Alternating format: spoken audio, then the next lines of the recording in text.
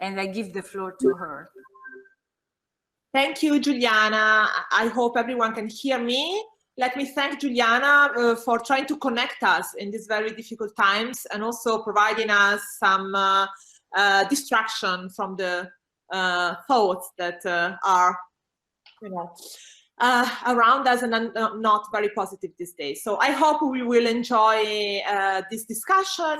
It's going to be on Latin and Romance data, and it's going to address a more general problem of historical linguistics, namely cyclical change. So historical linguists are usually very interested in cyclical change because it promises to give us some insights on the regularity of the process and of the motivation for the regularity of the process. I will tell you what historical linguists mean with cyclical in a while. I'll just start by telling you that this is going to be a discussion mainly of the continuations of a Latin indefinite, which is aliquis, which basically is the etymology for words like Italian alcuno, Spanish algun, French aucun, and so on. And we will see all of them in the standard Romance languages in a while. And this aliquis in Latin meant some or other, and I characterize it as an epistemic indefinite, and we will discuss this class, and we will see which kind of historical developments this class is subject to, and why this is interesting from a theoretical perspective. Just to give you a preview of why I think it is interesting, while it shows us very clearly a very important drive in change at the syntax-semantics interface, namely the fact that there is competition in a language between plain means of expressing something and emphatic means of expressing something, most notably quantification, and that this competition within a language may give rise to substitution in the so you see Latin aliquis here. The etymology is still quite transparent. So there is alius and quis. And alius is the word meaning other, and quis is the WH element, which could also be used as, like in German, as a simple indefinite, as a plain indefinite. So this alius already contains some prerequisite of variation that, as we will see, this indefinite imposes on its domain of quantification. And that's why it is usually translated as some or other. The Romance descendants are all formed by adding to this element a unus. So at some point we have to assume, because we don't really see it in the documents, but we have to assume that a form like aliquis unus, which is actually a syntactic combination we see, became one word, alicunus. This form is starred because we actually never see it in the text, but it must be the basis for the Romance developments. And this unus is the cardinal number, numeral for one, and as we all know, it also becomes the indefinite article. So there was some discussion at some point whether this unus is here as already as a kind of article or as a numeral. You will see that I tend towards the explanation as a cardinal numeral. You see some of the forms that I was mentioning before. It is a very pertinacious element, meaning that it's still available in all the standard Romance languages.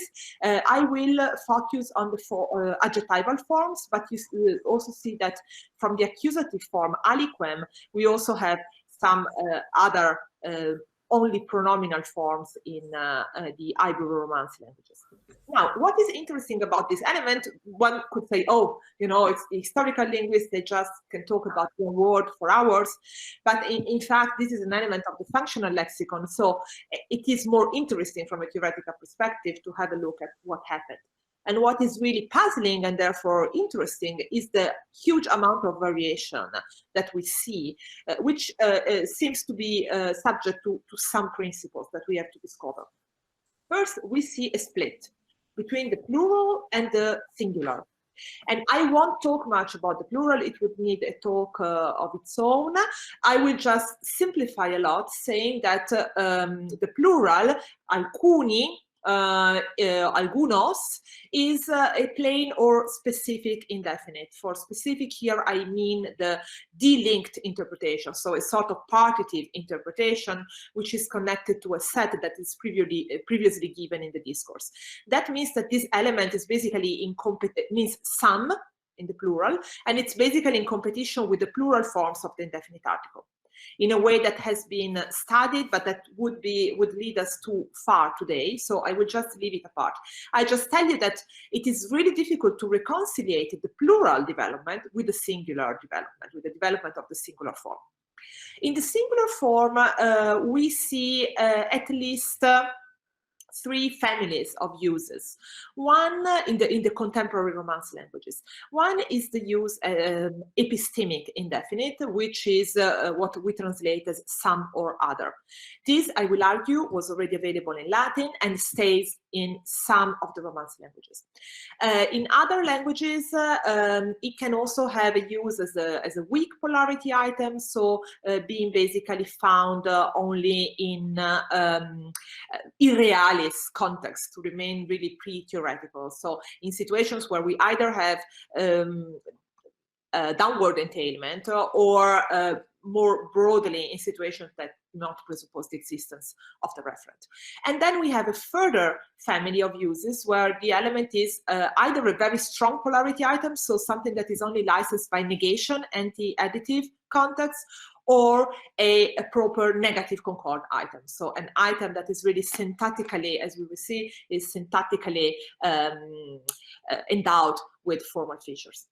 Now, what we will see is how those uses distribute across Romance, because not all languages have all these uses. And the intricate patterns that we will see are quite interesting in a theoretical perspective. And moreover, this is more on the semantic side, let's say, but there is also a very interesting syntactic phenomenon that we will discuss, which is shown in 2 on the handout. By means of data from European Portuguese that have been studied by Ana Maria Martins. If you see the difference between A and B, you see in A the epistemic indefinite use. Algún lugar se parece como este, there is some place that looks like this one. And this is what I call epistemic use. And in 2b, we see a sentence where within the nominal phrase, we have an inversion between the head noun and this quantificational determiner, lugar algún, se parece como este, and this means there is no place that looks like this one. So, interestingly enough, this inversion is connected with a negative interpretation. Okay, which seems kind of wonder when we look at it like this, but we will see that this follows principles of European Portuguese, and we have similar phenomena also in other languages, most notably Spanish. So in order to explain this, I will resort to an explanation in terms of what has been called the quantifier cycle. And that's where this cyclicity kicks in. Because apparently this phenomenon can be, or at least this is what I argued in my book and in further studies, this phenomenon that affects Latin aliquis is very similar to other phenomena that affect plain indefinites or generic nominal expressions, leading them to become more negative. So this is a phenomenon that has attracted the attention of scholars, because you go from a positive meaning to a negative meaning, said in a very simplified way. So basically, this would be the same that happens with French personne, that from person goes to nobody, or rien, that from thing, Latin rem, goes to nothing. But we also see similar phenomena in Dutch and Welsh. And in Dutch, we have a very interesting element, which is enig, which is actually shares the etymology of English any, and has to do with the cardinal numeral, with 1. So I will leave this apart. I had promised this in the first version of my abstract, but then I realized that it would have been too long to discuss also this. But it is a cross-linguistically recurrent phenomenon, whereby we go from a plain indefinite or from a generic nominal expression like person or thing to weak polarity environments, to become a strong polarity item, which is basically a reinforcer of negation, and to end up being an element of negative concord, so an element that is syntactically licensed to be part of negative constructions in a language. Okay, so here are the historical questions. Why is this kind of change frequent? So this is the first aspect of cyclicity. So cyclicity means something that is frequent within a language, so there is a repetition of a phenomenon, but historical linguists tend to understand it also across languages, so typologically frequent. Maybe it happens only one in the recorded history, but it's cyclical in a sort of meta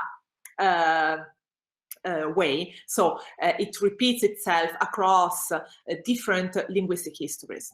Okay, so that's the first aspect of cyclicity. And then there is a second aspect of cyclicity that makes it interesting, the fact that there is a directionality. So we go from positive to negative, and never, or much more rarely, we should say, from negative to positive. And there is a nice paper by Agnes Jäger discussing, this paper discussing some cases where we seem to go from negative to positive, but they're really rare, or from more negative, meaning polarity-oriented, negative polarity-oriented, to positive, but they're much rarer. So what a theory of language change wants to explain is why we have this direction, what drives change towards this direction. And then there is, of course, the last question, what triggers this kind of cycles? There must be a recurrent cognitive motivation to explain their frequency in the sense we were discussing. Okay?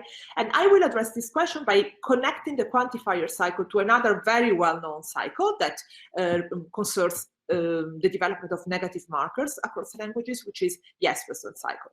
And at the end of the talk, we will see they come together at some point. Okay. And one important point is that I will try to refine, at least for my case, these steps of the cycle by better defining the first one. So I'm saying that the start, at least for Latin aliquis, is not a plain indefinite, but it is an element that is already biased towards certain contexts, namely an epistemic indefinite. I think I should just stop now to ask you if you are hearing me well and if you already have some questions, clarification, or quiet. We hear you well. Good, thank you for your feedback. Okay, then I'll go on another little bit and then I'll stop again. Okay, thank you, Greta, I read you. Okay, so let me first then discuss what is an epistemic indefinite. These elements have been the subject of much research in the past few years, and in the abstract I gave you reference to a thematic volume on this that appeared in 2015 that puts together the research of the past, let's say 20 years probably,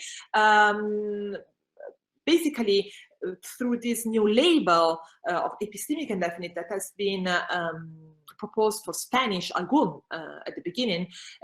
Researchers have gone back to their data on indefinites and have refined their typology by adding this category that you will never find in a grammatical description of languages, but if you have a look at the languages that I show you here, you'll see that there are very familiar elements here. So Spanish algun, but also French quelque, Italian qualche or un qualche has been treated like that. We have reun in Romanian, it behaves differently, but still it is comparable in important respects, and it has added to the cross-linguistic typology of epistemic indefinites. Greek kapios and German ergendein. These are the most famous cases that have been discussed in the literature. These are, if you are familiar with Aspelmat's typological survey in 1997, he was calling these elements specific unknown indefinites. Okay, but this is really a category that it's difficult to reconcile with what we know about specificity, because we want to link it to some agent that knows exactly the referent of the indefinite. So it's really difficult to connect it with this effect of not knowing, so ignorance or indifference. And what formal semantics managed to say is to say that with epistemic indefinites, we have this effect of ignorance that can become an effect of indifference due to constraints presuppositions on the quantificational domain. These elements all mean some or other, so are not precise on the identification of the referent. They communicate ignorance on the part of the speaker or the subject. There can be different anchorings with respect to the identity of the witness to the existential claim. So they have existential quantification of force, but they are not pinpointing a precise individual. Okay, so that's why we say they are sensitive to the doxastic alternatives of an epistemic agent. The epistemic agent holding the attitude can be, as we were saying, the speaker, but also the subject. So it can be a sort of reported attitude. And what these elements indicate is that this epistemic agent cannot identify precisely the referent of the indefinite. This is then explained by Alonso-Ovalle and Menéndez-Benito, who were the first to investigate this in depth. This is explained by means of a presupposition that is called an anti-singleton presupposition, whereby the D domain of quantification has to be more than one, has to contain more than one alternative, more than one individual. So the domain of quantification of epistemic indefinite cannot be narrowed down to an individual. You narrow it down to an individual typically with specific indefinites. So there is one book that I haven't read. There is a book that I haven't read with a specific interpretation of one specific book. In this case, you are quantifying over a singleton. There is only one element that becomes then the witness to the existential claim. In this case, your domain cannot contain just one element. It has to contain more than one. At the same time, it cannot be extended as to include all possible elements. Okay? That would be maximal domain widening. And this is something that you get with any, for instance. Okay, but not with epistemic indefinites. Epistemic indefinites allow you to make some exceptions. So you can say, I some kids, but not John. Okay, so you can have an exceptive clause that takes away some of the possibilities. So there is only partial freedom of choice among the members of this quantificational domain of the restriction set, and that's why Alonso-Ovalle and Menéndez-Benito speak of minimal domain widening. Okay. Chiara, Virginia had a question. Oh, yes. So Virginia, you can activate your microphone and ask the question. Please. What you say above in the first bullet point here is that the epistemic agent can be indifferent with respect to the referent. And so I'm wondering, I don't know if you're going to get into that more. So it seems to me things are somewhat different depending on whether you're ignorant or indifferent. And they have different pragmatic implicatures. So when you're indifferent, it's a way of saying, it doesn't matter. You can put to one side exactly what it is. And that seems to be a different kind of use than the use if you're ignorant. Yeah, true, absolutely. I'm not really discussing that further, but you're perfectly right. There are different implications. Alonso-Ovalle and Menéndez-Benito have talked about the way to derive these different meanings in a pragmatic way. So basically, it is the context that licenses the possibility by the epistemic agent to be indifferent. Okay, so you start from an ignorance component, but in some contexts it can be brought to become indifferent. So you, but this depends on many contextual factors. So for instance, if you have certain predicates that force the speaker to, so a predicate like see, okay? So the first, the speaker, that you actually saw the witness to the claims, okay, but that for the moment, for the context, it is not necessary now to give them a name, for instance, okay? So it is the factive context where you embed your indefinite that tells you that can't be complete ignorance because there was an extension or there was an epistemic way to grasp the identity. It must be indifference in this case. So you override the ignorance reading. I found it very interesting to see how Maria Aloni models this, because she models it through different epistemic covers. So she says sometimes knowing means knowing by name, so being able to name an individual. Sometimes it just means being able to identify it visually. So it seems that the languages and the epistemic indefinites are really sensitive to very fine-grained parameters in this respect. Yeah, but for me now, I'm just saying, okay, it is ignorance, and in some pragmatic cases, it can become indifference, which, as you say, could be relevant because indifference could lead you to a free choice reading. Okay, so it is actually relevant to distinguish the two in a diachronic sense. Okay. Okay, so let me go further on this, but I will be I will simplify a lot here. Also, for instance, on the explanation on how exactly this ignorance effect comes about. This is basically accounted for pragmatically. So semantically, you have this presupposition, you have this constraint on the domain of quantification. Pragmatically, depending on the environment you're in, so Alonso-Ovalle and Menéndez-Benito study in particular model environments, you can have different mechanisms through Gricean reasoning, basically. And what these elements do is they weaken an assertion. Okay? Because they want to avoid making a false claim, so you're not really sure who called, someone called, but you can't name him, and it might be useful to signal to the hearer that no further question is needed on the identity, because you won't be able to answer. This is what you find in 4. So in German, if you say jemand hat angerufen, then you can ask who. Okay, it is still an acceptable conversational move. But if you say irgendjemand hat angerufen, it is really not appropriate to ask who was it, because the speaker is already, you know, giving this side message that of course he heard the person, but is not able to identify the caller any better. Okay, so there is you want to here, for instance, avoid a false claim, but you could also prefer to avoid exhaustivity inferences, so inferences that you're covering all the available domain. But basically what this means is that this amounts to weakening the informational import of your assertion. Okay.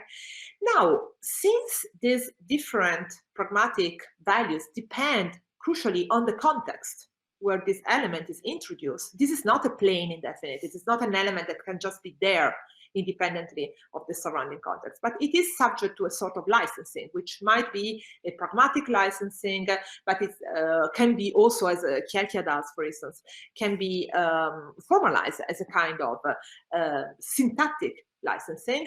But for us, it is just enough to say there is a contextual dependence and there is a contextual variability, meaning that there must be a relation coded in some module of the grammar between this indefinite and the surrounding operators. Okay, and actually what you see here in 4 is really rare to use these elements like irgendjemand in perfective, factive environments. These elements are usually good in modalized environments. Okay, and that's why they're subject also to constraints. So what I want to tell you in the next section is that Latin aliquis belongs to this class. But I just stop for a sec to ask you if you have questions on what I just said.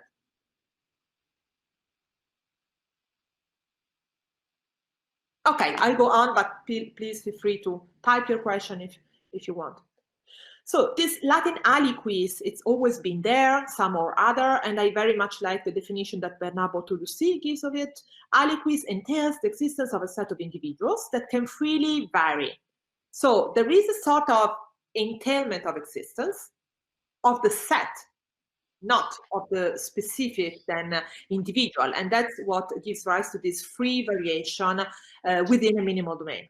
So Bortolucci is thinking of a precise implementation of these in terms of choice functions, and this has been an approach to indefinites that's been very productive.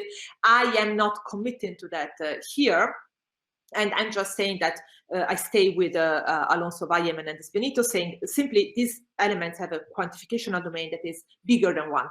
Okay, and how do we know? Of course, we are dealing with a closed corpus language. We cannot ask speakers if you can add a tag specifying the identity. So you have to look for cues to the semantic interpretation within the data you have.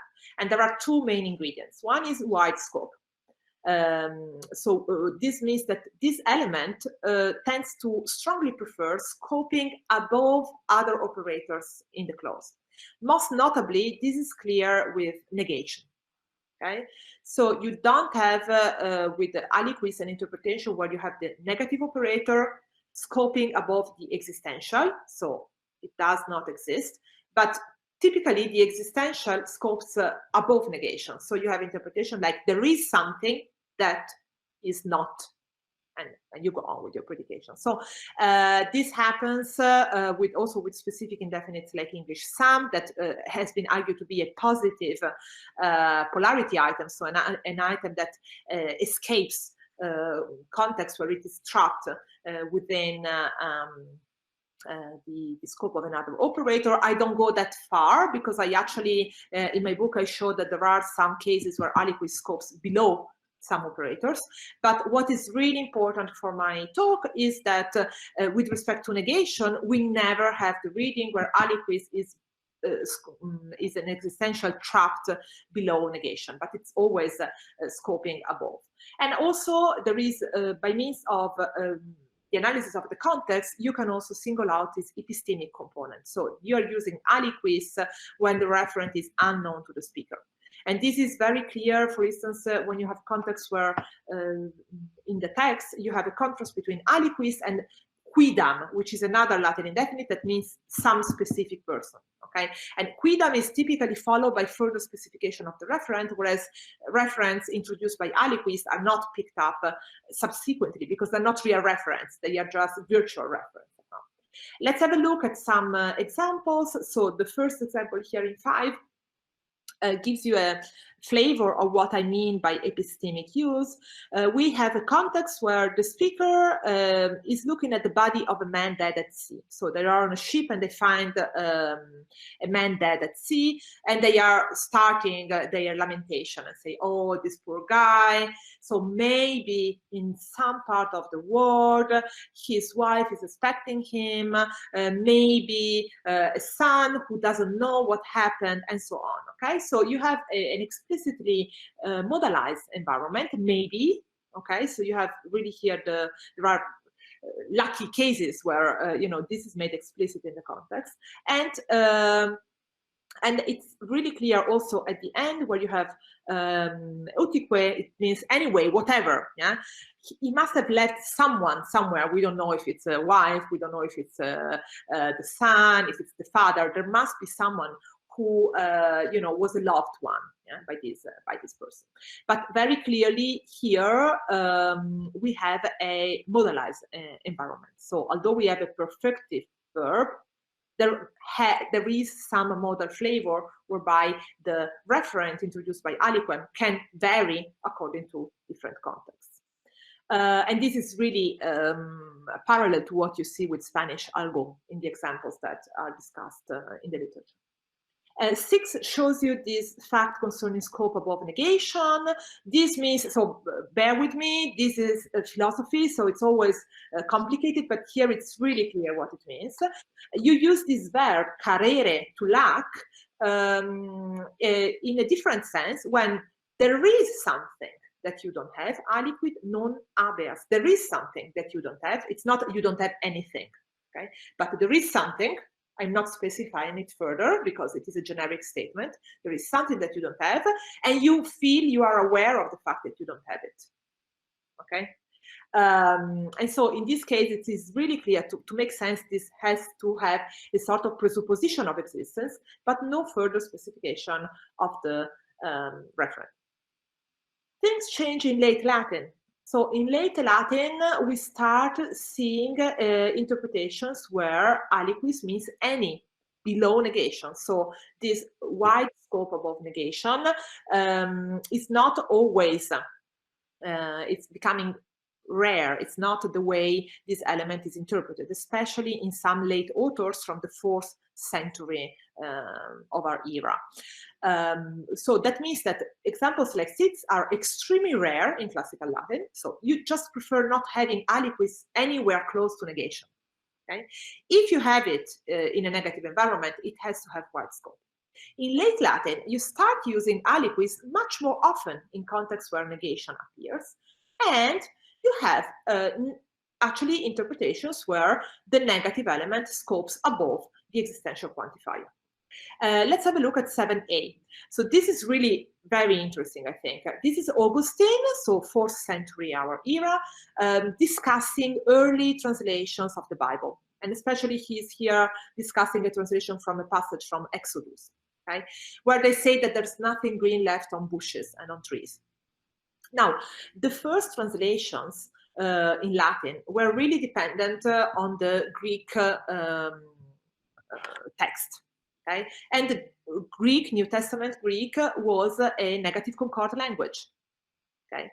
So it would use a negative, an N word in this position. And the first Latin translators were really translating word by word. Okay? And they reproduce exactly the Greek version. And they have non est relictum viride nihil in lignis. Yeah? This means there's nothing green left on the trees. Okay? But in classical Latin, you would never have something like that. You would never have non, so the negative marker, followed by nihil, the negative indefinite. One element would be enough. Okay? So you would have something like nihil viride est relictum in lignis. Okay? And these error, these mistakes or like deviations from the norm are extremely rare at all stages of Latin. They first appear in Romance. Now, what is interesting is that Augustine is correcting the grammar and is saying, oh, well, we don't say that. This is bad Latin, okay? The good Latin, more locutionis nostre, is non est relictum viride aliquid in lignis. Okay? So he uses aliquis as any here, right? It is not any green on the trees. Okay? And in this case, you have to say that the negation scopes above the existential quantifier. Not only for Augustine, this is so natural that he uses this example to correct bad Latin. Okay? And actually, if you look at his text, he uses it everywhere. And then you, for example, you have 7b. This is why no one gives to the church of Hippo anything. Okay? It's not that there is something that no one gives to the Church of Hippo. Okay? So it's really a big change in the semantic features of this element. This change transmits to Romance. And now I'm going to the continuations of aliquis in Romance. So we see all the functions that are available in late Latin. Late Latin continues the epistemic function that was available in classical Latin, but adds a use in negative polarity contexts. And both are available in the modern Romance languages and also in the old Romance languages. So let's again leave the plural aside. I just say it has a plain interpretation as some. Okay? Then, like Italian, Franco vuole comprare alcuni libri nel negozio qui vicino. Franco wants to buy some books in the nearby shop. So there could be some specific books that Franco wants to buy. Okay? Now, Spanish shows the epistemic use, shows both the epistemic use and the NPI use under negation. So for the NPI use under negation, you can see 9b, Spanish, no toma precaución alguna, he doesn't take any precaution. And note please that here again, as in the first examples we saw, we have noun followed by the determiner. Okay? French is complicated. because we can discuss, but maybe later, if aucun in French is an N-word or a negative indefinite. What does this mean? Well, it depends on how you analyze ne. Okay, so in a sentence like 9c, this means none of my friends came. So aucun is clearly interpreted below a negative operator. And the issue is, do you want ne to express this negative operator or not? Some people say that this is just nowadays a polarity marker, not the expression of the negative operator. Okay, what we see is that aucun here can have a negative meaning by itself. It can be a negative answer. Do you have an objection? No objection. Okay, so this would be a test for an element that is negative by itself, either an N-word or a negative indefinite, whereby a negative indefinite would never co-occur with another negative element in a single negation meaning. And this is what you see in colloquial French. There's no one eating your cake. Here you don't have any other negative element apart from aucun, okay, which expresses negation here. In Spanish, as I was saying, you have the polarity use, precaución alguna, but you also have the epistemic use. So Maria se casó con algún estudiante del departamento. Mary married some student of the department, but you see, I cannot say, I cannot go on further specifying the identity of this student. So the namely continuation is out. This is impossible in Italian, where the element in the singular only has the use that you see in Spanish. Di non prende alcuna precauzione. What you will use as an epistemic indefinite in Italian is qualche. Okay, this would be the equivalent. So we see that some languages maintain both the positive use and the negative use. Some other languages only have the negative use, and then we have the specific situation of Catalan that I will discuss later, where only the positive use is maintained. Let me just shortly tell you what I think, how I analyze the negative functions. So I distinguish between NPIs, N-words, and negative indefinites, NIs here. I basically followed Zijlstra. So if you're familiar with his system, you know what I mean. I am basically assuming that NPIs are elements that have a polarity feature. I treat it as a focus feature, as we will see later. And it's basically subject to a pragmatic kind of licensing. And it's English any. Whereas N-words, or as they are usually called today to avoid any political incorrectness, NCIs, so negative concord items, are items of negative concord. So are items that are endowed with formal features for negation, UNED, uninterpretable formal features. And this is what happens with Italian nessuno, for instance. Okay? And then in languages with no negative concord, like standard English or standard German, you have elements that by themselves, in all contexts, express negation, and I treat them as Zijlstra does, as bearers of semantic negative features, and this would be German niemand. This complex typology is due to the fact that apparently languages want to encapsulate indefinites that are have to be interpreted in the scope of negation. This is something that Helmut Weiss says. I like this idea of closing off, encapsulating. It reminds us of a little bit of DRT. So the idea that you have to show that these elements you introduce will have a short life, will be closed off, and the existence of their referent will be soon denied. And apparently this is useful because you could use a simple WH item, a plain indefinite. Many languages do that, but most languages have specialized indefinites for the context of the scope of a negative operator. Now, why did I say, and sorry, I go back, I hope you don't get movement sickness.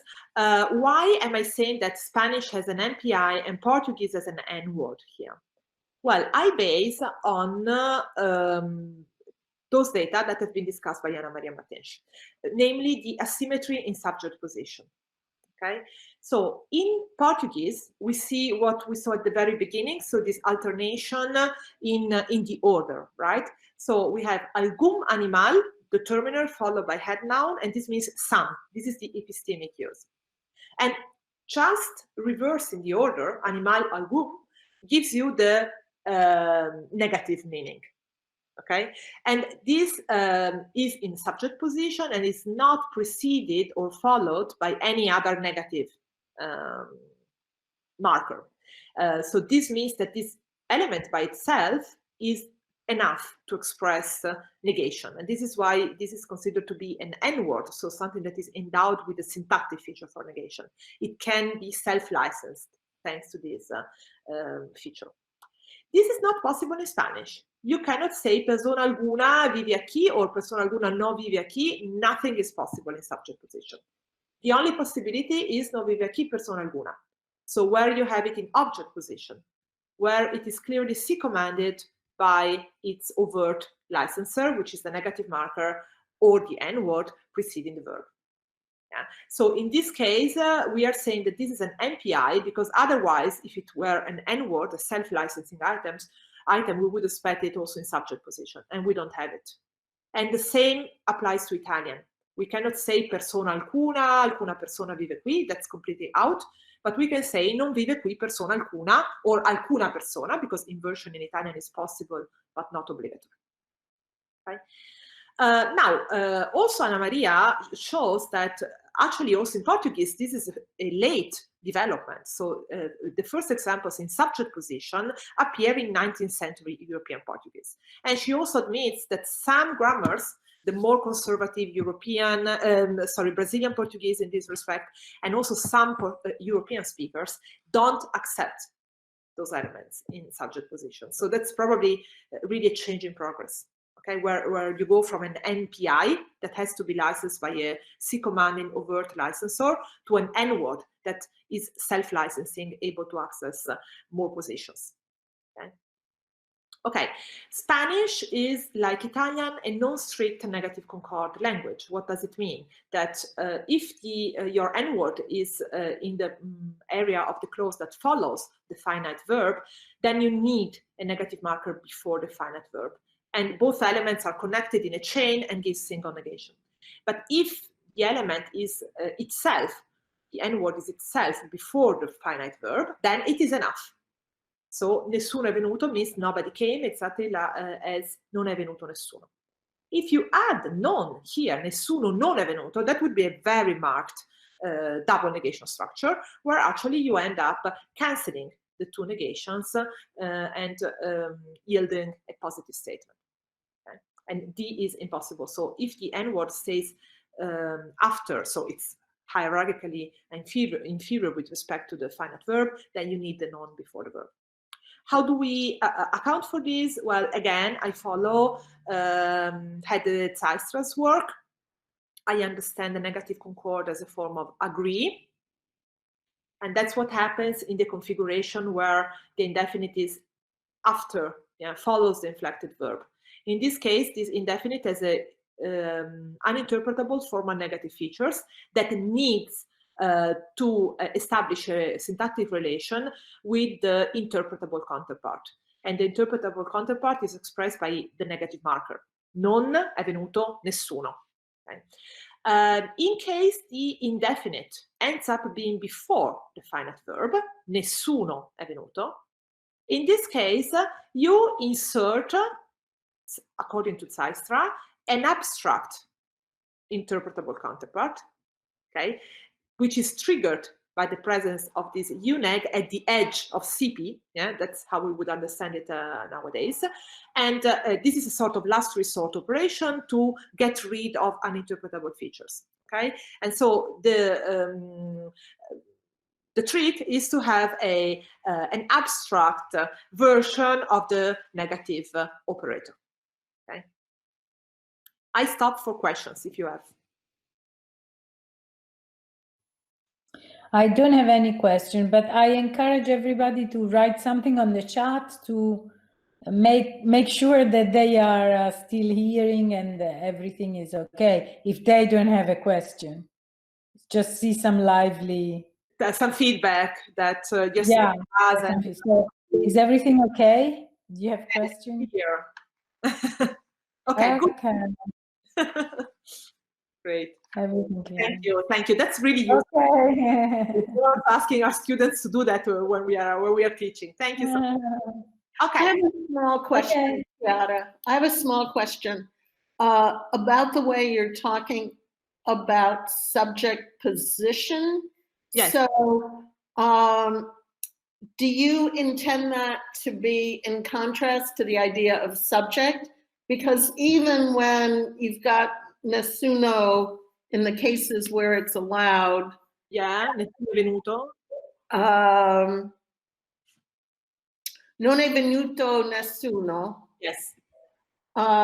So nessuno isn't in subject position, but it's still a subject, isn't it? Right. So this is tricky. There's different derivations for that. You can assume that this nessuno stays really low in the little VP, and the verb raises higher. Okay, and this would be one of those cases where Italian has post-verbal subjects that are probably in a sort of here, since this is a quantifier, we could expect it to be in a low focus position within the little VP, right? If we follow Belletti, and I will discuss this further because I have a derivation that really takes us back to this point. Or you could assume that nessuno raises, but this other part raises even further, right? But this is more complicated because then the presence of this non is really less clear. And there is a very nice article by Sam and Ludovici that discusses that. So in non è venuto nessuno, I basically assume that nessuno can stay lower, as some other subjects in Italian can stay in the little VP, and the verb raises higher. And therefore, a dependency is needed in order to identify the neg-P position that has to be overtly realized in negative concord languages. Okay, I hope it's enough, but it's tricky. Okay. So I would go forward. I want to discuss the whole handout, but I'd really love to discuss this part on deep internal inversion.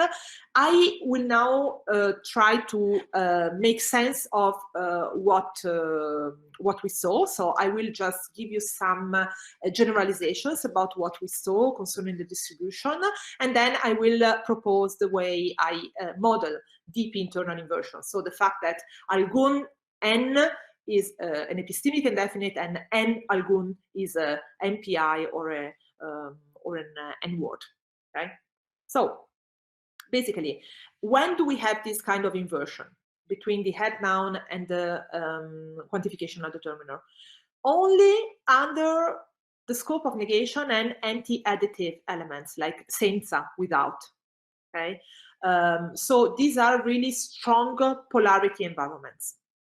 In some languages, this inversion is possible, but optional. So as I was telling you in Italian, and if native speakers have intuitions, I'd be happy to hear them. You can say, and this is very emphatic, non esiste correlazione alcuna tra questi fenomeni. So you can have the n followed by the quantification determiner, but you can also say non esiste alcuna correlazione tra questi fenomeni. So it is a kind of, okay, Juliana says she agrees. It is kind of stylistic, yeah, aspect. And I will read your, right. So everyone accepts it, and probably everyone also feels that the one with the inversion is more emphatic. I did a questionnaire, and this was more or less the effect. French is, again, is more tricky also because I should say both in Italian and French, this element is really now used in formal language. Okay, so if you look, for instance, at a recent corpus of spoken Italian, the Chi parla, you will see that most of the occurrences of the lemma are in the plural, so as some plural. And if it is in the singular, there's very few cases, like in the order of 5%. And people are starting losing real intuitions about these items. Okay. Okay, so that means that in French, the behavior seems to be even more rigid. So you can have something like 15, only in some lexically specified context. Okay, so here the inversion is possible, but the structure without inversion is apparently more frequent. Although speakers here lament that they don't really have very lively intuitions. In European Portuguese, instead, this inversion is obligatory if there is a negative interpretation. So here it has been conventionalized. It is obligatory, and it's basically disambiguating between the positive reading and the negative reading. It seems that the inversion itself is the bearer of the negative meaning, at least superficially, okay? And there is no emphasis connected to it. So people do not feel the emphasis that we experience for Italian in 14.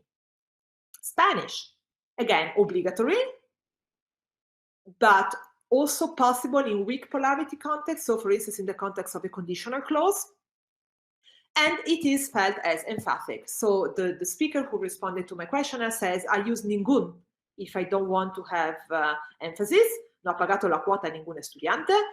If I use B, 16B, no ha pagato la quota estudiante alguno, I have more emphasis. So I'm adding a sort of at all.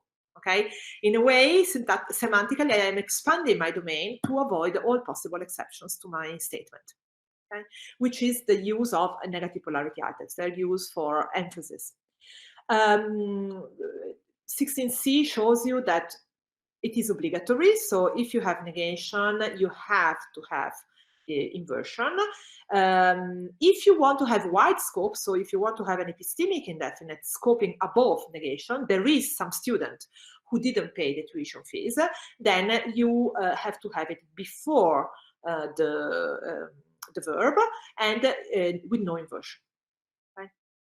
So here the table in 17 summarizes it, and I think the generalization in 18 does it. I hope it's not biased, but I think the generalization is that inversion becomes obligatory only in those varieties that have the two uses, the positive and the negative use. Okay, so basically in Spanish and Portuguese. If you have the need to disambiguate, then inversion does it, and inversion becomes obligatory. Okay, and if it is obligatory, it may not have an emphatic flavor. Okay, if it is optional, that's the emphatic variant. So if it, like in French or Italian, if it is optional, that's adding, inversion is adding emphasis, okay?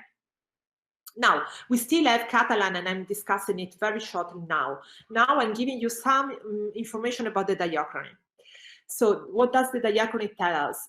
The situation was more complicated than this, because basically all Old Romance varieties, so also Old French and Old Italian, have the epistemic use, which is nowadays lost in those varieties. Okay? Meaning that the epistemic use that belong to Latin, to classical Latin, is continued by all the Romance daughters. And it's lost in some of them only later on. Okay? Now, Catalan seems strange because all varieties, apart from Catalan, apparently, also continue the use that we started seeing in late Latin. That means the use where the element is below negation, has a negative, as use as a narrow scope indefinite in negative context. Okay, we will see though that this has to be specified better. So if you look at 19, 19 comes from Boccaccio, so Old Tuscan, and here you see an intentional verb like request, ask. They asked for some saint man, from a holy and wise man. We don't know which one, so they didn't ask for a specific one. They asked for any, holy man that was available that could hear the confession of a specific Lombard person. Okay, so here this is something that has been studied by Elizabeth Stark. We see a very strong contrast between alcuno and uno in Old Italian, and this is impossible in modern Italian. Right. As for inversion, it was possible in all functions in Old Romance. This is something that also Martinsch notices. So the fact that the generalization we saw before, that is valid for the modern Romance languages, wasn't valid for Old Romance. Probably if there was inversion, there was just a more a broader possibility for deep internal middle scrambling, with not with the effect that we see nowadays. Okay. Now, I just skip what happens in the history of these languages. I just shortly focus on Catalan. Remember that Catalan is the only language today that only continues the epistemic function and not the function under negation. But if we look at Old Catalan, we actually see that it was available. Okay, so it was available. There are cases, Old Catalan is really not very much studied, but there are some studies that I cite in my book that show that there was an MPI use. And also we have a fantastic grammar by Parr, who writes, yeah, well, actually, this is still possible in my variety, 1923, but if I want that meaning, if I want the MPI meaning, I have to invert it with respect to the head noun. Wonderful.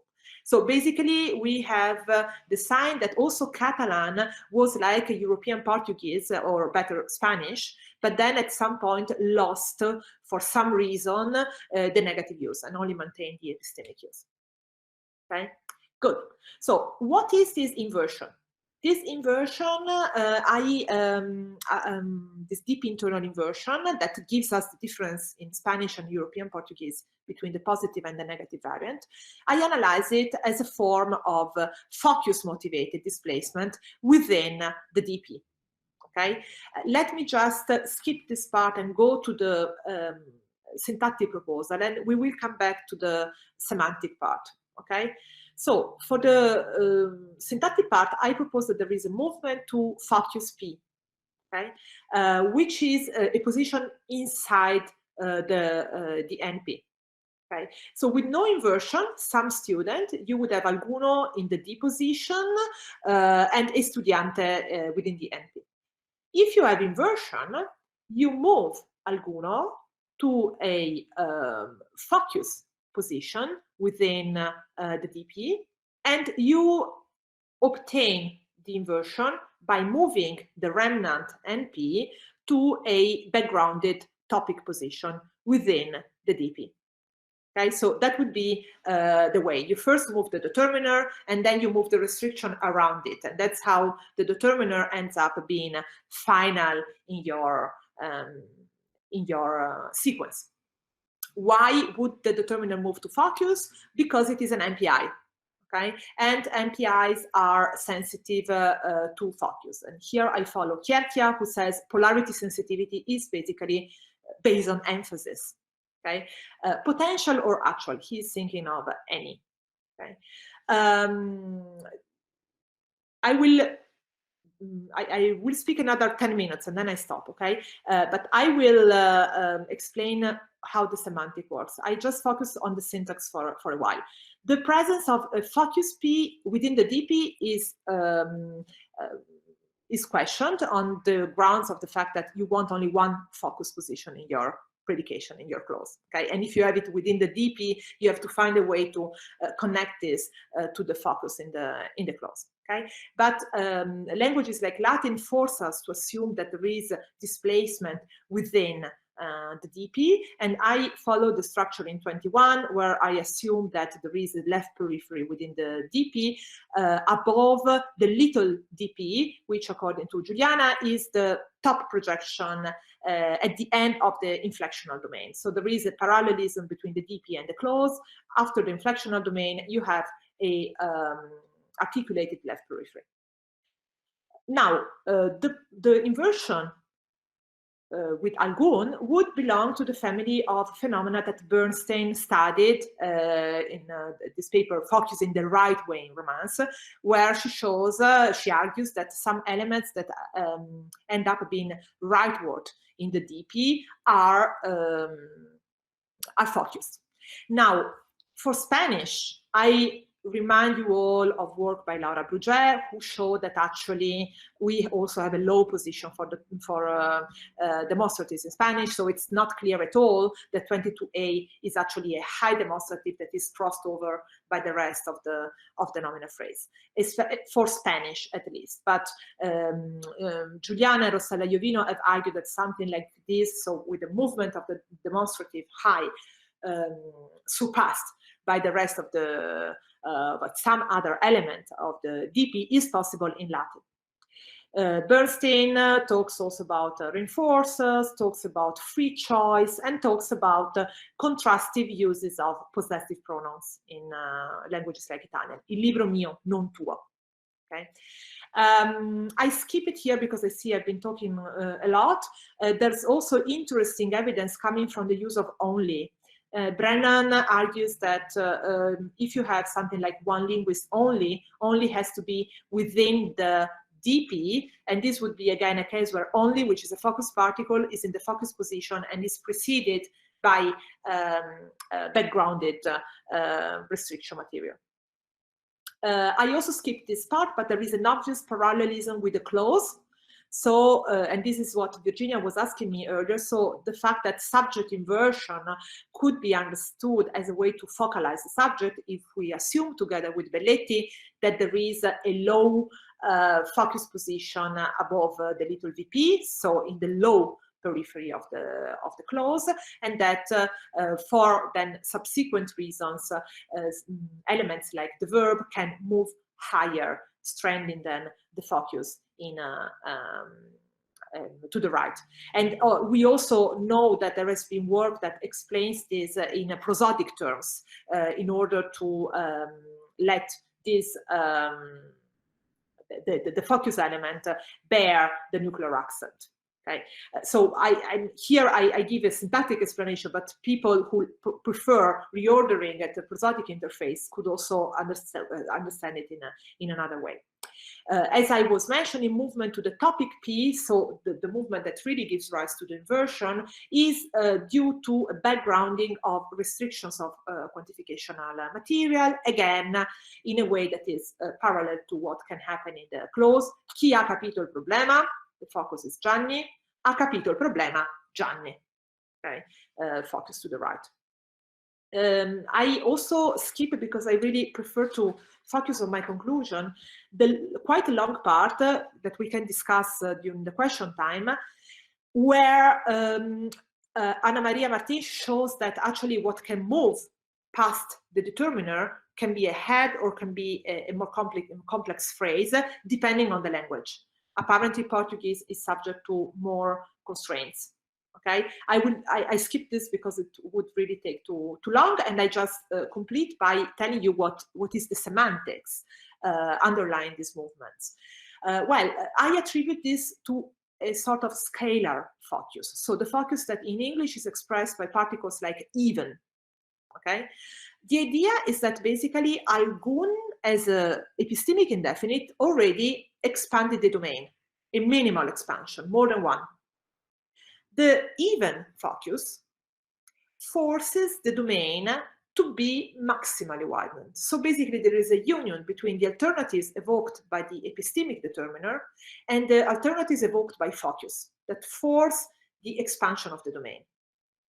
And in this situation, the lexical entry of the epistemic indefinite at the beginning evokes only singleton alternatives. But the application of focus evokes further domain alternatives. And which kind of focus? Scalar focus, the even focus, that tells you these alternatives are not just unordered, they are ordered along a scalar dimension that he understands as a probability measure.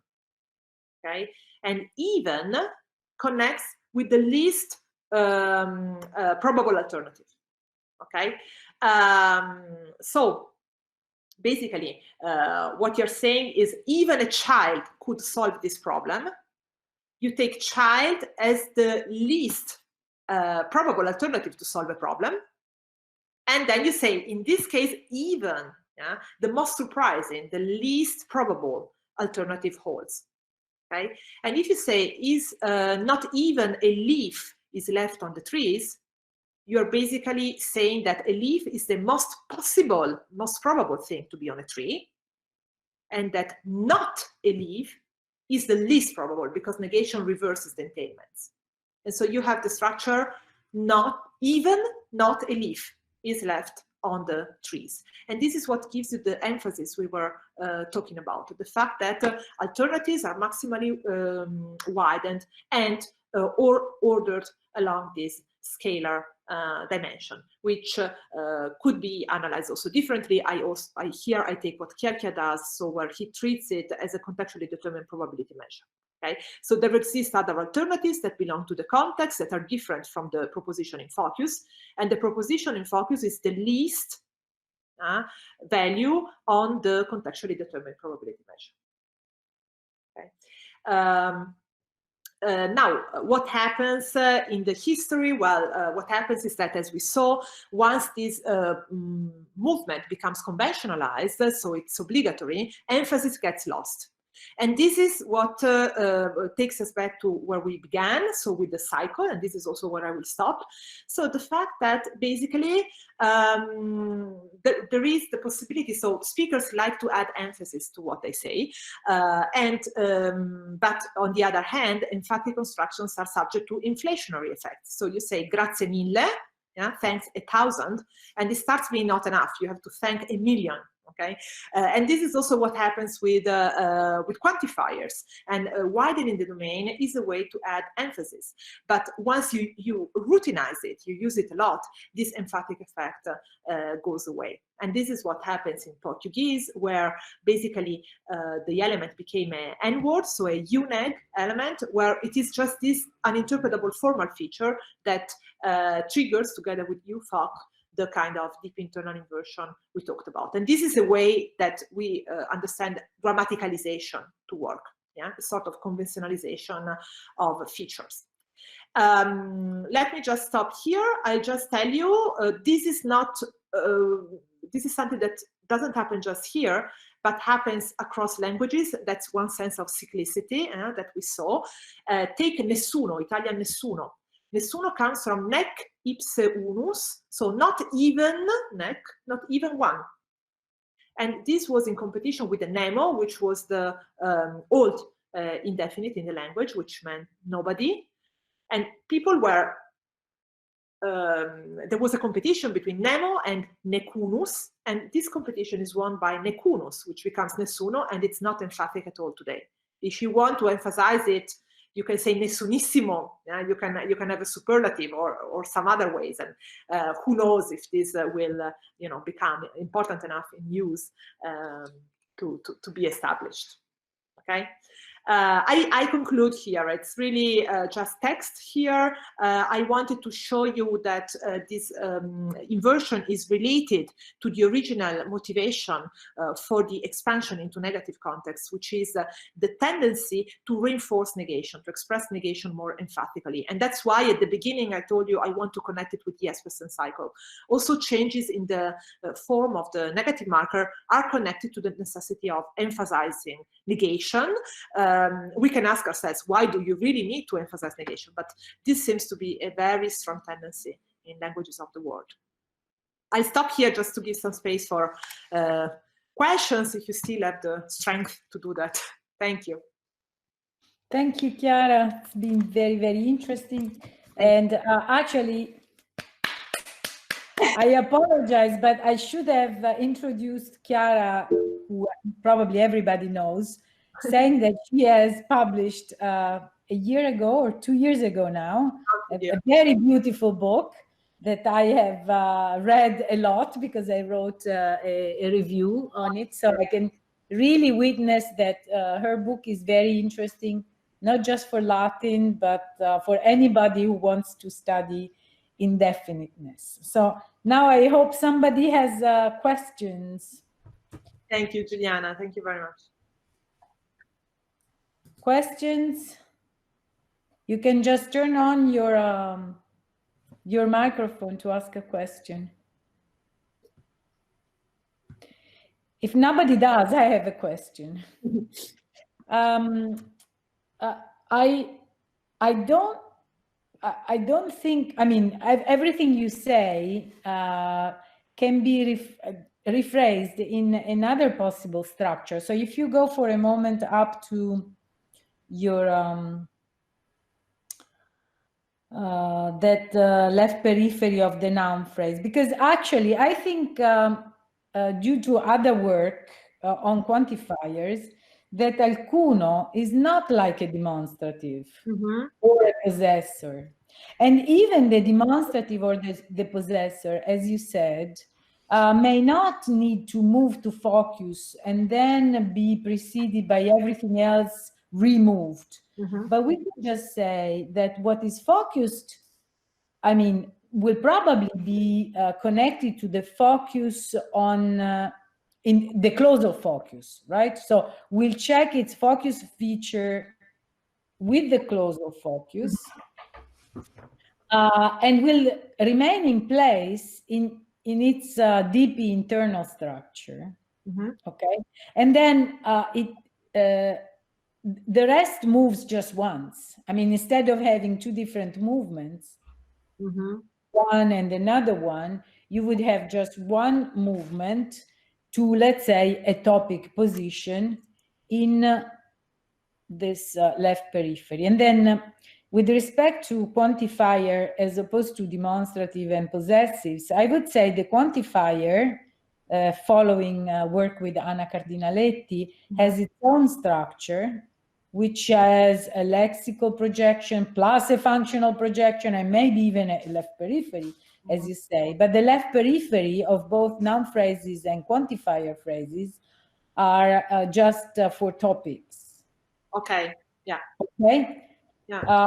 And you find things that move to the left of a quantifier, even in other cases where the quantifier is not necessarily focused, but the complement of the quantifier or the quantified nominal expression is lighter. So maybe it's topic in the sense that it's less heavy than the quantifier itself.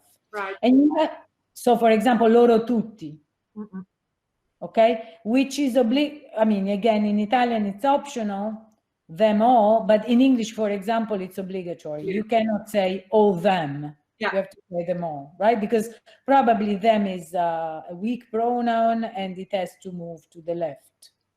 Okay, and this you find also in Latin. I've a paper with Oniga and Jovino on different quantifiers, not just omnis basically, but also totus, etc., which is more often preceded by pronouns. So my question is, I think you would predict that if just the noun moves to the left of alcuno in modern languages, you predict that you have something like noun, quantifier, adjective.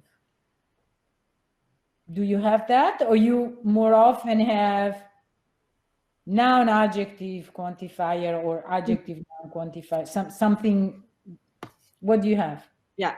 Okay. So thank you very much. I think that's really promising. I mean, I like the overt movement. I like to syntactically represent focus because it connects to other things I need to do. So for instance, I try then to connect these elements which are in the deep internal focus position to a closer position by means of agree for other reasons. But you can have the same, right? You can say there is a focus feature that this element needs to check, and this is directly related to the upper position. And that's in situ, exactly. So we could have a lighter, simpler structure within the DP where we just say, okay, you do these displacements to a topic position, and the focus element is focused in situ, thanks to also the, signals. If you want to read the prosody, for instance, you could say there's a prosodic signal that marks it. You don't need a syntactic movement. So I absolutely agree that this is a very viable option. As for the other question, so I think quantifiers are different, so we might have different things happening there. It might also be that alcuno is not so high as the universal quantifier within the nominal phrase, so we would need some more work on that, on the data. And for instance, for Italian, I found it very difficult because people have very little intuition on alcuno and tend to give you very stereotyped structures. But concerning the question you had, so for instance, in Italian, I ask you, so let's have a look at what Anna Maria did. For her, you can have actually things like libro alguno de matemáticas. Okay. Okay. So you have inversion of the noun with respect to the quantifier, but there's also material following. Okay. This is what she shows for Spanish, right? For Spanish, she shows, for instance, that there is C and D that are both possible with adjectives. Conferencia alguna interesante, conferencia interesante alguna. Okay. If there is a meaning difference, I'm not sure. What she cannot do in Portuguese, and that's why she has a different story for this. So she talks of a negative position within the PP and incorporation. The noun has to be adjacent to algún. So you cannot have an intervening adjective. Animal, salvaje, algún is impossible. Or you cannot have an intervening PP. Okay. My issue is a little bit that we don't know where these de matemáticas are in the BP. They could be things that are really very high and they are sort of reduced relative, reduced small clauses. And, so I don't know if we can use them to tell us something about the position. For Italian, well, I can say non conosco libro di storia alcuno che tratti di questo tema. Yeah. Okay, but this is a sort of compound storybook, right? A history book. So it's I don't know what this storia is. I think that there's also prosodic constraints. So for me, non conosco libro di matematica alcuno che tratti di questo tema is much worse. I don't know. No, I think it's the same. You use the same? Same. Okay. Yeah. Here it's the same. Okay. Yeah, especially if you emphasize alcuno, as you said, is obligatory anyway. Non conosco libro di matematica alcuno, che from, I think okay. It's exactly like libro di storia alcuno. Alcuno, okay, you don't see a difference. No. I'm getting used to these examples, so I tend to agree with you, but I remember there was a time when the longer the intervening element was the worse. Emanuele Casani writes, I agree, but do you agree with Giuliano? With Giuliano. With Giuliano. Good. Good, Emanuele. I think it's strict here, so for you it's a good.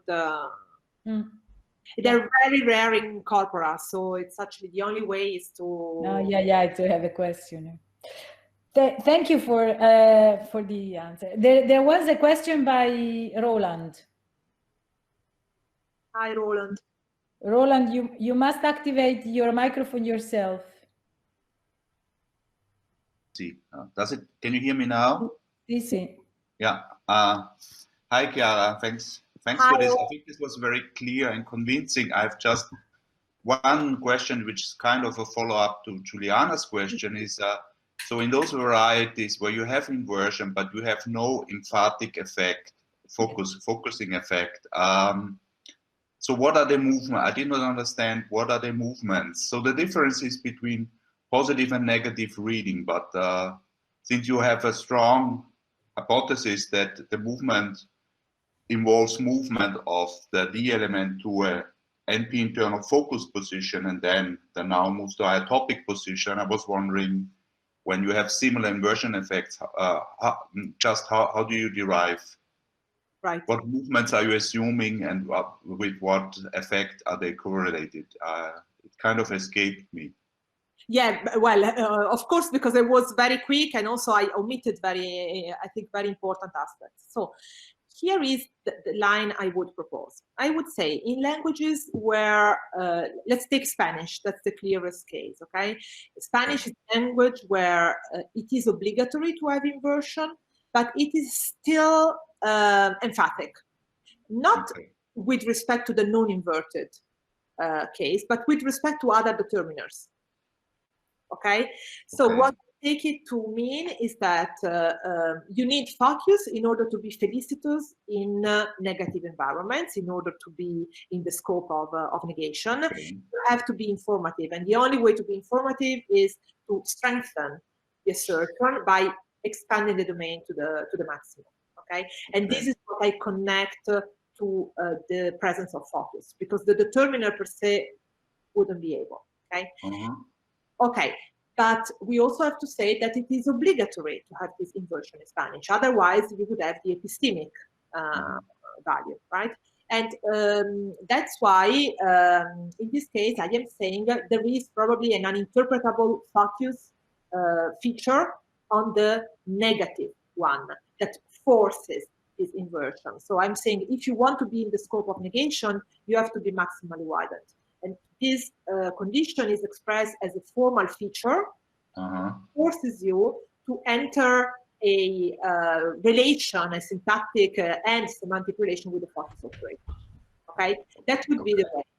Now we have to explain Portuguese, because we would have to say, okay, that's the same. It's the same level of obligatoriness of inversion, but this time we don't have emphasis. Okay, right. So we want to say, and this is I find a little bit more difficult. We want to say that in Portuguese, probably what I say is another feature. I say Portuguese has become an N-word, so it also has a UNEC.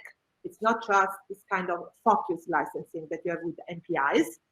Remember, in Spanish, it is an MPI. It is not an N-word. It cannot be a short negative answer. It cannot be a subject. In Portuguese, it can.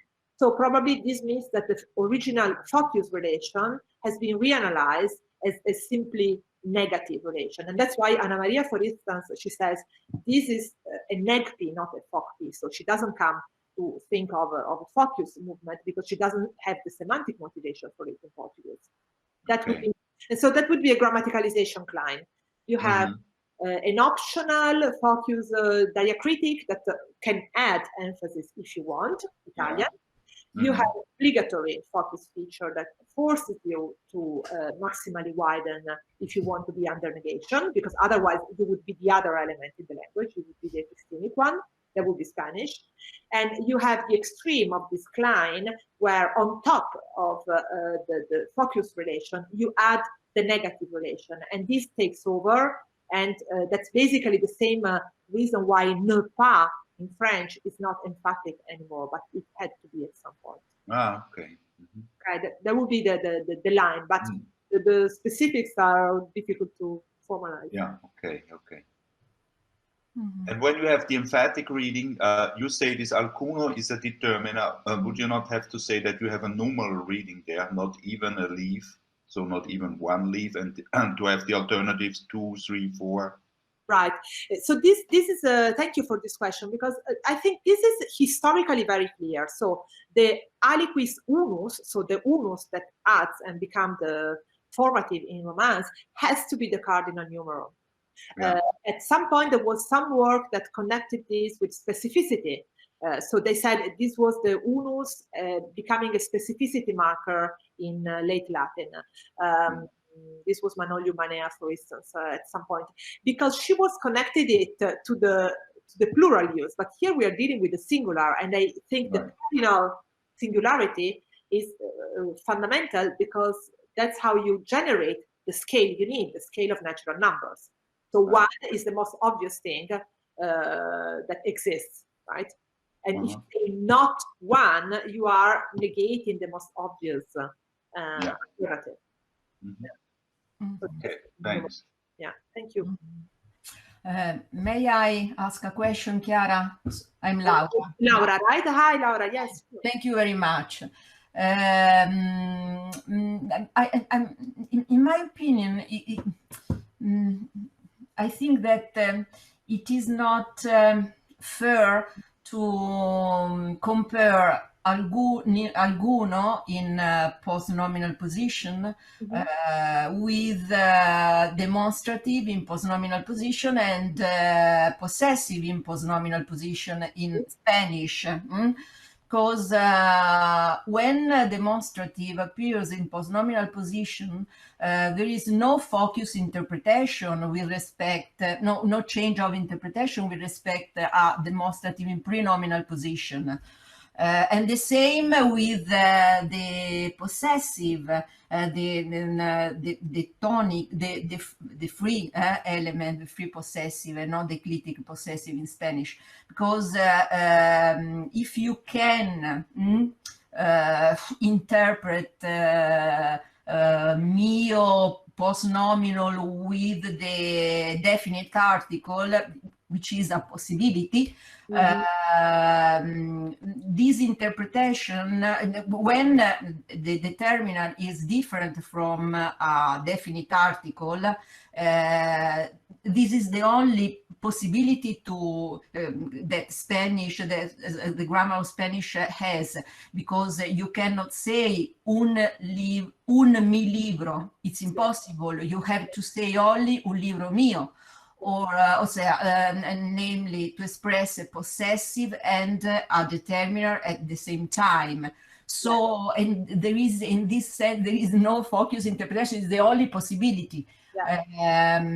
Then another question: when you say that alcuno in post-nominal position with a negation, it has a focus interpretation with respect other determiners, such as ningun, no?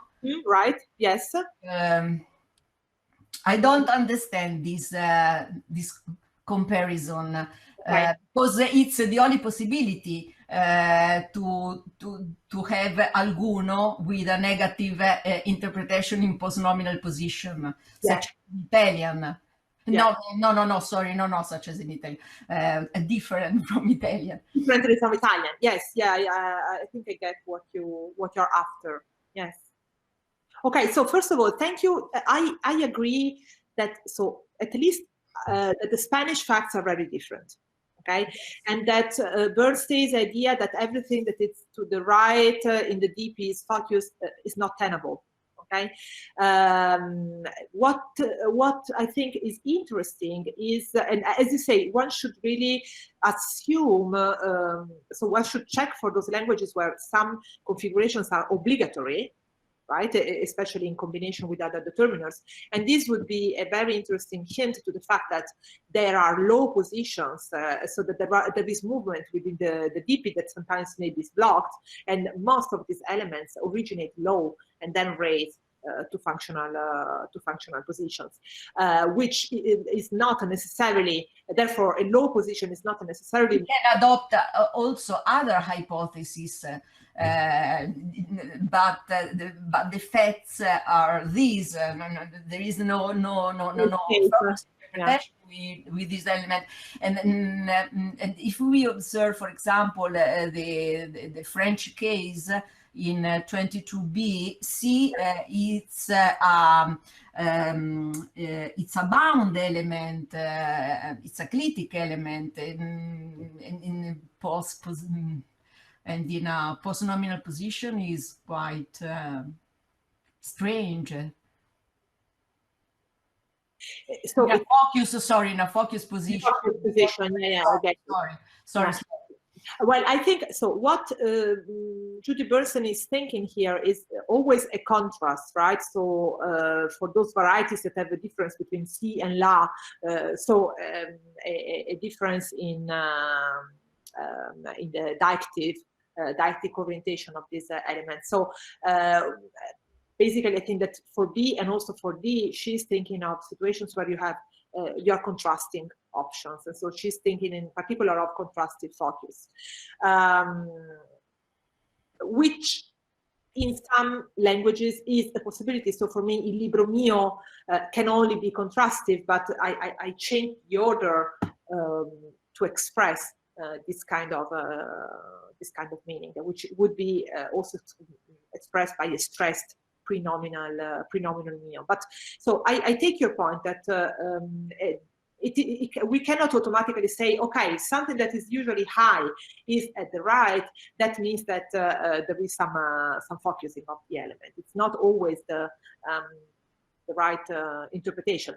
Still, there are some cases where this is possible. So where the post-nominal elements, or rather we should say the element at the end of the DP, is an element that really requires special focusing. So I think that, for instance, I agree. So not everything, not all strings are interpreted the same, but there are some that can express focus this way. And this would connect nicely to the facts with the focus particles. Okay, so but I cannot say more than that. Yeah, so I think you're totally right. And as for the ningun and algun, so in this situation, you're right. I cannot say, right? I cannot compare n algun and algun n. Okay, because I would be comparing two elements that probably have a different lexical entry at this point. Okay. Yes. Probably they're just homogeneous elements that, however, have these diacritics, have these movement triggering features. And so either we say they are added during the derivation, or we say these are two different items, right? In Portuguese, in Spanish, my comment is for Spanish cases. So probably or you say when you say that no he visto, no he leído libro alguno, no, no he leído o no he visto libro alguno, lo que sea. Sorry, that in this case, alguno has a focus interpretation with respect other determiners. Right. Okay. What's the meaning of with respect to ninguno? Right. Exactly. Ninguno. Exactly. Well, but this means that alguno in post-nominal position with a negative element can only have the negative meaning. Can only have a focus interpretation. Yes. And why it cannot have a normal interpretation? That's the question. Okay. To have a focus interpretation, this means that there is also a syntactic structure in which the same element does not have a focus interpretation. Okay. Yeah. Okay, I think if we look at the examples in 16, we have the paradigm that we So what I take, so here the speakers are making a kind of systemic comparison, a kind of paradigmatic comparison. So comparing the use of different determiners, right? The idea is that alguno in the negative position is obligatorily postponed. And I said, for me, this is because the movement to the focus position is obligatory. Okay. And why? Because otherwise you would not have the right semantics. If there were no movement to focus, you would have an epistemic determiner that only gives you a minimal widening of the domain.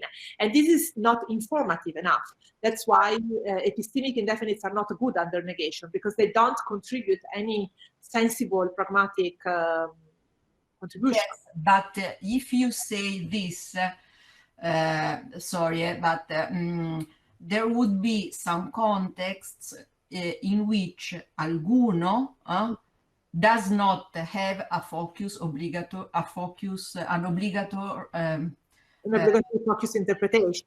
No, I think Chiara wants to say that alguno has an obligatory focus interpretation in this context to be interpreted as such. Otherwise, you don't use alguno, you have to use ningun. That would be the point. So if you have inversion in Spanish, that's always negative and emphatic. Okay. If you want just negative, paradigmatically, you go to the other determiner, which is ningun, which is a simple negatively marked indefinite with no contribution with respect to focus, no obligatory contribution with respect to focus. And then what about 16? Why don't you? But why can not? Sorry, because I don't. But so what about why? The question is that ningun never can have a focus interpretation. Namely, you cannot say no ha pagado la cuota estudiante ninguno. Wow. That's a good question. Actually, my speakers are differentiated. My Spanish speakers. So some people say in a very old-fashioned variety of the language to express emphasis, You can do that.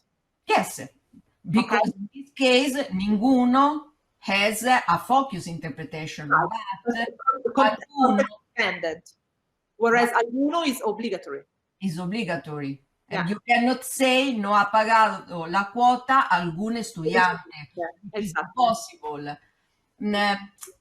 Okay, I think this becomes really personal.